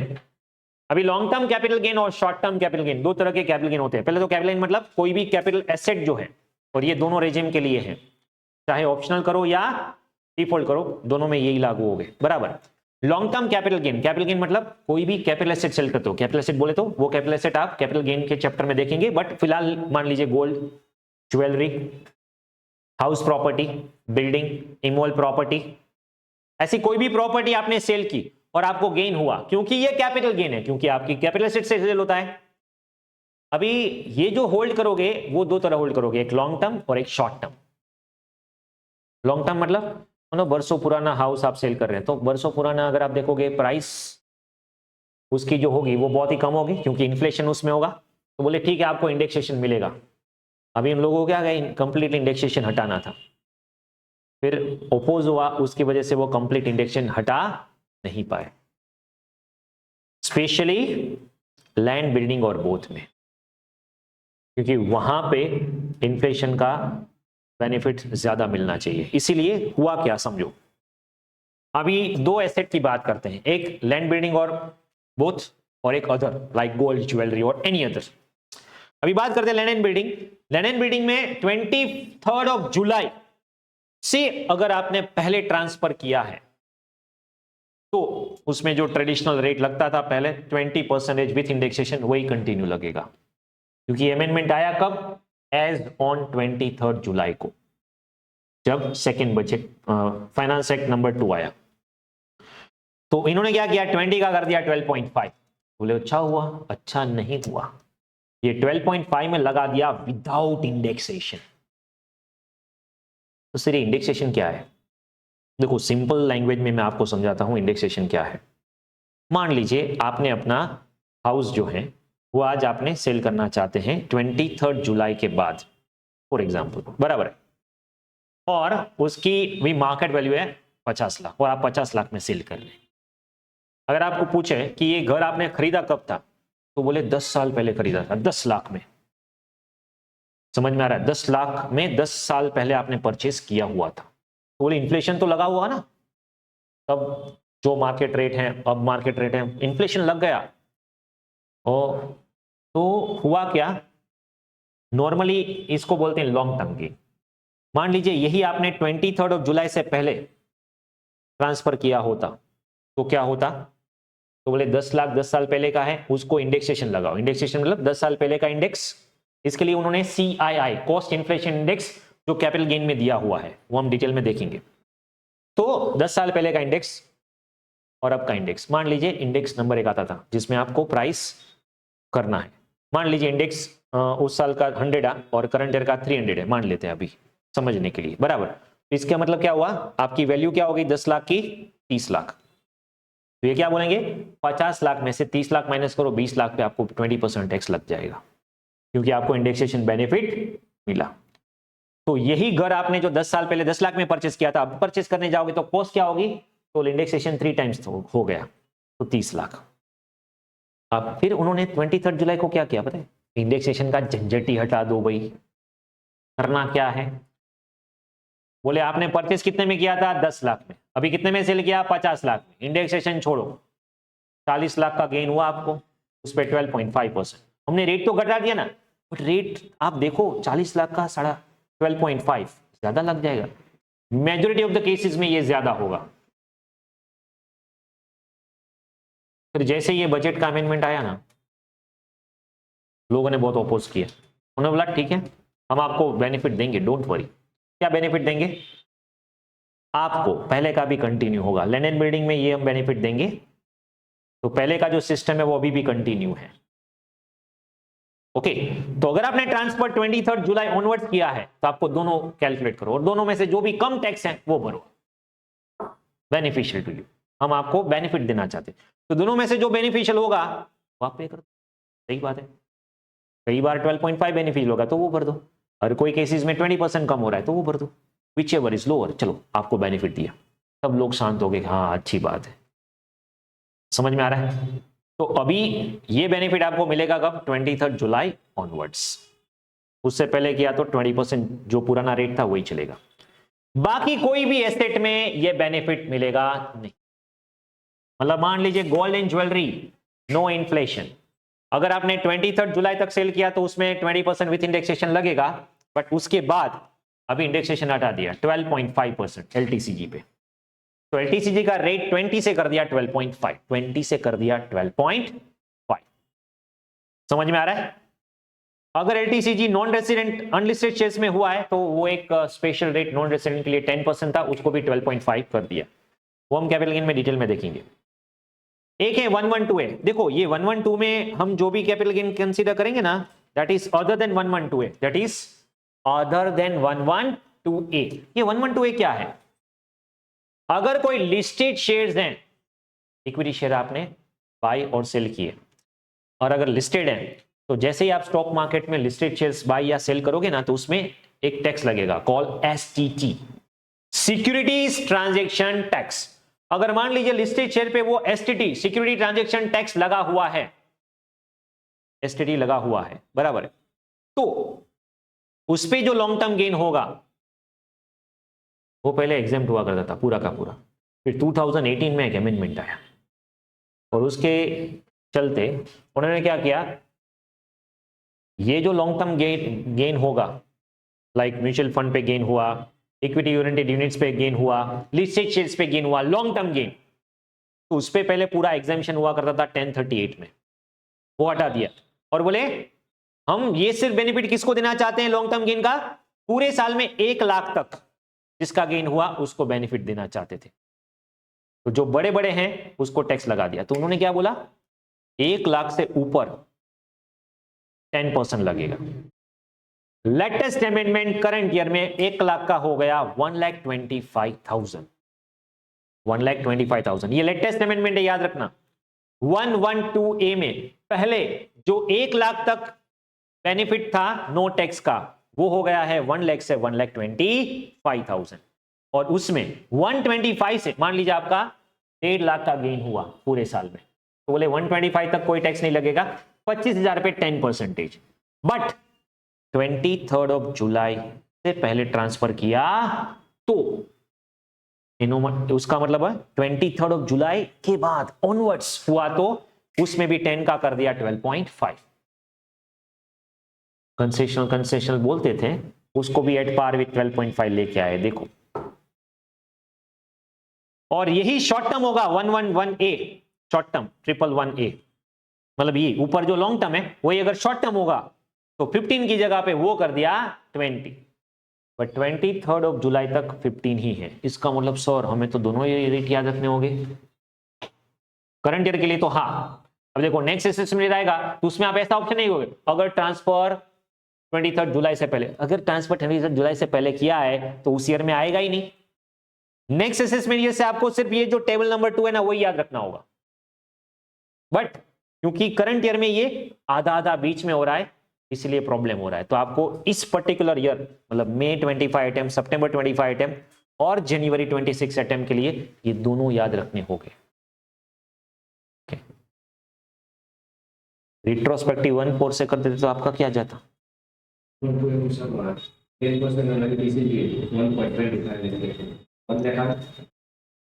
कहां पे? नहीं, वो 1 लाख की 1 लाख लास्ट ईयर था, अभी करंट असेसमेंट में 1 का पहले 1.25 कर ही दिया, वो तो पहले से ही कर दिया। समझ में आ रहा है? मतलब 1 लाख तो लास्ट ईयर था, असेसमेंट ये 24-25 में 1 लाख था, अभी 25-26 के लिए पूरे साल के लिए 1.25 ही है, पहले या बाद में। ये पहले बाद में किसके लिए है? रेट के लिए है। पहले ट्रांसफर हुआ है उस पर 10 लगेगा, बाद में ट्रांसफर हुआ उसके लिए 12.5 लगेगा। सेम वे शॉर्ट टर्म में पहले ट्रांसफर हुआ इसके लिए 15 लगेगा, बाद में ट्रांसफर हुआ उसके लिए 20 लगेगा। समझ में आ रहा है? फिर कुछ टैक्स एट स्पेशल रेट, अगर आप यहां पे देखोगे अदर सोर्स में आते हैं, अदर सोर्स में ये टैक्स रेट आते हैं, और वो है winning from lottery, crossword puzzle, race including horse race, card game, gaming, gambling and betting of any sort other than online gaming, तो उसके लिए flat rate 30%, flat rate 30%। 115 BBJ, ये लास्ट ईयर नई सेक्शन आई थी, net winning from online gaming, online gaming पे भी tax लगा दिया, बहुत सारी ऑनलाइन गेमिंग ओके प्ले हो रही थी, उस पर भी टैक्स लगा दिया। तो ऑनलाइन गेमिंग के भी फ्लैट 30%, ये सब फ्लैट 30% है, और उसमें आपको कोई एग्जेम्पशन बेनिफिट मिलेगा नहीं। मतलब मान लीजिए 1 लाख विन किया तो भी 30,000 टैक्स भर दो। अरे आपको तो मुफ्त में मिल रहा है ना, पॉकेट में मिल रहा है, आपने किया क्या? कुछ नहीं, पैसे लगाए बैटिंग पे और इन कर गया, तो फिर 30% टैक्स भरो, बराबर है। एंड लास्ट में एक है 115 बीबी, वो अभी आगे आएगा, थियरी में आपको समझाऊंगा, अनडिस्क्लोज सोर्सेज ऑफ इनकम। ये ऐसी इनकम है जो आपने डिस्क्लोज नहीं की है, तो फिर कैसे पता चलेगा? जब इनकम टैक्स रेट लगाएंगे तब पता चलेगा। ओके, रेट लगाएंगे तब पता चलेगा वो कि आपने कहीं पे मनी, बुलियन, ज्वेलरी, गोल्ड छुपाए हुए हैं, और अगर आपके ये इनकम डिपार्टमेंट को मिल गया तो फिर तो उस पर टैक्स बहुत ज्यादा लगेगा, क्योंकि आपने सामने से नहीं बताया है, आपने तो छुपा के रखा हुआ था, डिपार्टमेंट को मिल गया तो उस पर टैक्स रेट लगेगा 60%। सर बाजू में आपने लिखा है इफेक्टिव टैक्स रेट 78%, वो क्या है? एक्चुअली टैक्स रेट 60 प्लस उस पे सरचार्ज 25% प्लस उस पे सेस, वो सब मिला के इफेक्टिव रेट होगा 78%। मतलब अगर आपने छुपा के रखा हुआ है और फिर उस पे पेनल्टी, इंटरेस्ट सब होगा, मतलब वो ले जाओ, पूरा ले जाओ आप, अनडिस्क्लोज मिला 5 करोड़, 5 करोड़ ले जाओ, वो तो ठीक ले जाएंगे, और अगर पेनल्टी 100% लगी तो ऊपर से 50% आपको और देने पड़ेंगे। पहले यहां पे 30 हुआ करता था, ओके। तो फिर लोग क्या सोचते हैं? देखो एक बात समझ लो, ये मोदी गवर्नमेंट आने के बाद उसमें 60 किया, बट पहले 30 हुआ करता था। अभी 30 में प्रॉब्लम क्या होता था समझो, जो लोग छुपाएंगे उसकी इनकम आप क्या सोचते हो 5 लाख 10 लाख होगी, जो छुपाते हैं उसकी इनकम कितनी होगी? करोड़ में होगी। तो वैसे भी स्लैब रेट क्या आता है 10 के ऊपर तो 30% है ही, बोले छुपा है, अगर पकड़े गए तो भी 30 लगने वाला है, ज्यादा से ज्यादा क्या लगेगी? पेनल्टी नहीं, उसके पहले ही कर दिया था उन्होंने, तो उन्होंने क्या किया? नहीं ये तो गलत बात है, उसको भी 30, नॉर्मल भी 30, ये यहां पे ज्यादा टैक्स लगाना चाहिए, 60 लगाया, इफेक्टिव लगाया 78। तो अभी 78 हो गया, और अनडिस्क्लोज हुआ मतलब पेनल्टी, फिर उस पर पेनल्टी भी लगेगी, और अनडिस्क्लोज कहां से है, कितने ईयर से चल रहा है, उस पर इंटरेस्ट लगेगा, मतलब सब मिला के पूरा का पूरा इनकम वो लेके जाएंगे। चलो इतना क्लियर, इसमें कोई डाउट? चलो एक और यहां पे कर लेते हैं, मान लीजिए इलस्ट्रेशन नंबर 3, टोटल इनकम है 950, टोटल इनकम है 950, प्रीवियस से 24-25, डिफॉल्ट टैक्स पे क्या होगा? तो देखो 3 लाख तक नो टैक्स, 3 to 7 5%, 7 to 950 45, उस पे लगेगा 4% का टैक्स। चलो इतना क्लियर है। और अगर यही ऑप्शनल है और 65 है तो मान लेते हैं ये रेसिडेंट है, रेसिडेंट इंडिविजुअल हैविंग 65, तो यहां पे भी 3 लाख तक नो टैक्स, 3 to 5, 5 to 10, 10 नहीं, यहां पे 950 तो 950 तक जाना पड़ेगा, हाँ फिर सीधा 10 तक नहीं जाना, इनकम ही 950 है। समझ में आ रहा है? ये इनकम ही 950 है तो कैसे आप इंक्रीज करोगे? सेम वे 75, इनकम है 14 लाख, अभी जो डिफॉल्ट में 14 लाख और ऑप्शनल में 1250, ऐसा क्यों? डिफॉल्ट में कुछ डिडक्शन आपको नहीं मिले होंगे, तो यहां पे एक ही पर्सन की अगर आप डिफॉल्ट करेंगे तो 14 लाख, 14 लाख मतलब 3 to 7, 7 to 10, 10 to 12, 12 to 14। Clear है? 120 उस पे 4%। और अगर ऑप्शनल है और ऑप्शनल में इसकी एज क्या है 75, मतलब 3 लाख से शुरू होगा 3 to 5, 5 to 10 और 10 to 1250। क्यों? क्योंकि 1250 इनकम है इसकी, तो उस पर लगेगा 187.8 प्लस 4%। तो this is how it will be. तो चलो इतना समझ में आ रहा है, इसमें कोई डाउट? इतना क्लियर है? देखो ये बेसिक्स हमने किया है, अभी आगे हम इंडिविजुअल का किया है, एचयूएफ का किया है, फिर कंपनी के लिए जाएंगे। अभी तक हमने सिर्फ टैक्स रेट किया है, फिर आगे सरचार्ज भी आएगा, मार्जिनल रिलीफ भी आएगी। Okay, everything will be done. तो वो हम ग्रेजुअली आगे नेक्स्ट लेक्चर में करेंगे।